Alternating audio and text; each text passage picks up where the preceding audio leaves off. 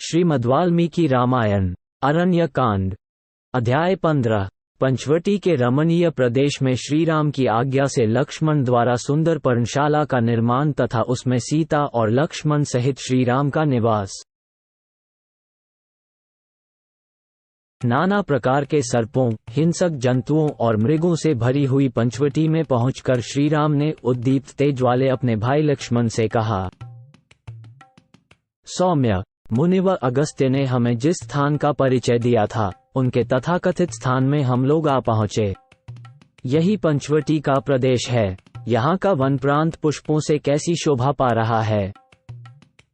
लक्ष्मण, तुम इस वन में चारों ओर दृष्टि डालो, क्योंकि इस कार्य में निपुण हो।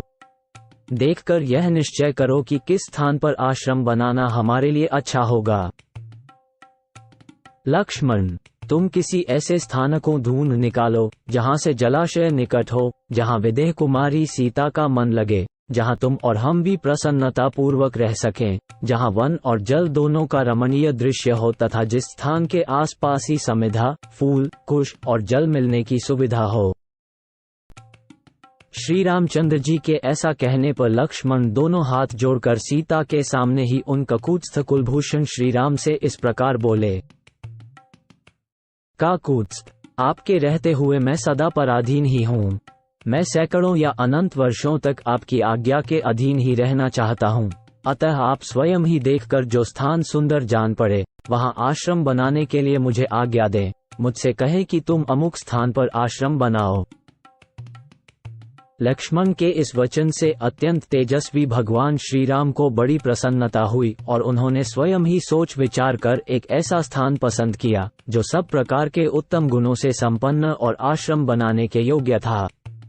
उस सुंदर स्थान पर आकर श्रीराम ने लक्ष्मण का हाथ अपने हाथ में लेकर कहा, सुमित्रानंदन, ये स्थान समतल और सुंदर है तथा फूले हुए वृक्षों से घिरा है।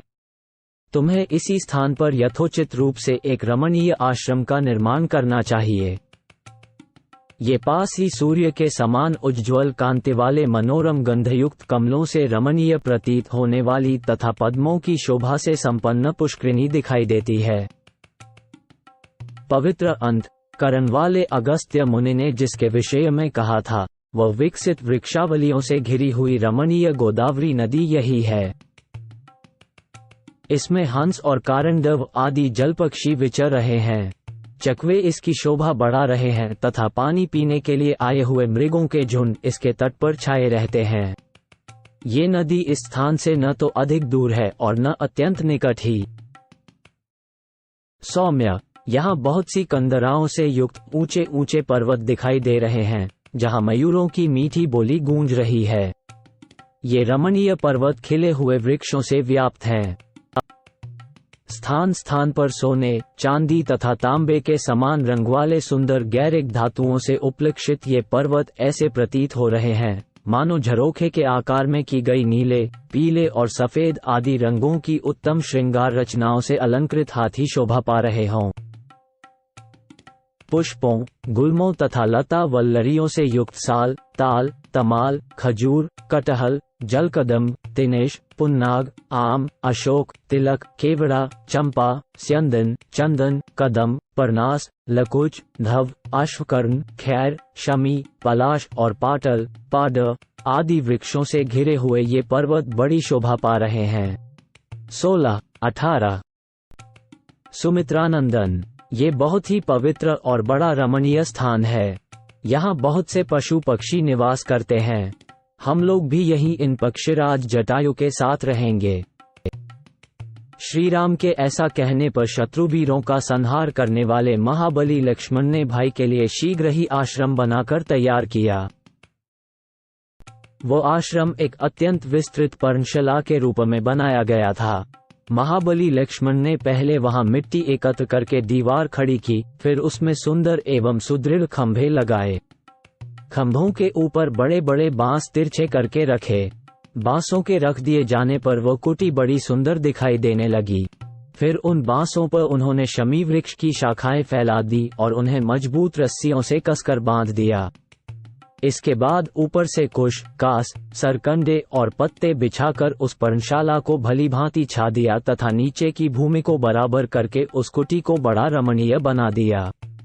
इस प्रकार लक्ष्मण ने श्री रामचंद्र जी के लिए परम उत्तम निवास गृह बना दिया, जो देखने ही योग्य था। 21-23 उसे तैयार करके श्री मां लक्ष्मण ने गोदावरी नदी के तट पर जाकर तत्काल उसमें स्नान किया और कमल के फूल तथा फल लेकर वे फिर वहीं लौट आए। तदनंतर शास्त्रीय विधि के अनुसार देवताओं के लिए फूलों की बलि, उपहार सामग्री अर्पित की तथा वास्तु शांति करके उन्होंने अपना बनाया हुआ आश्रम श्री रामचंद्र जी को दिखाया।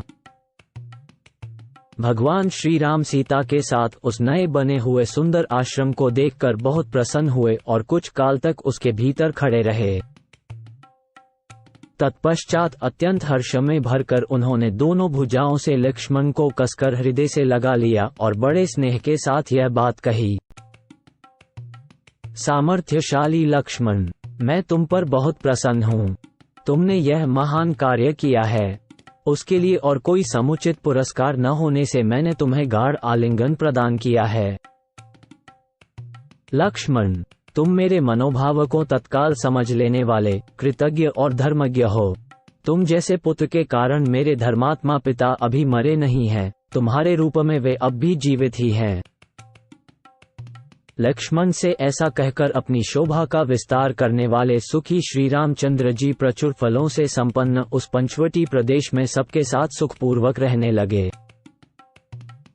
सीता और लक्ष्मण से सेवित हो धर्मात्मा श्री राम कुछ काल तक वहां उसी प्रकार रहे जैसे स्वर्गलोक में देवता निवास करते हैं।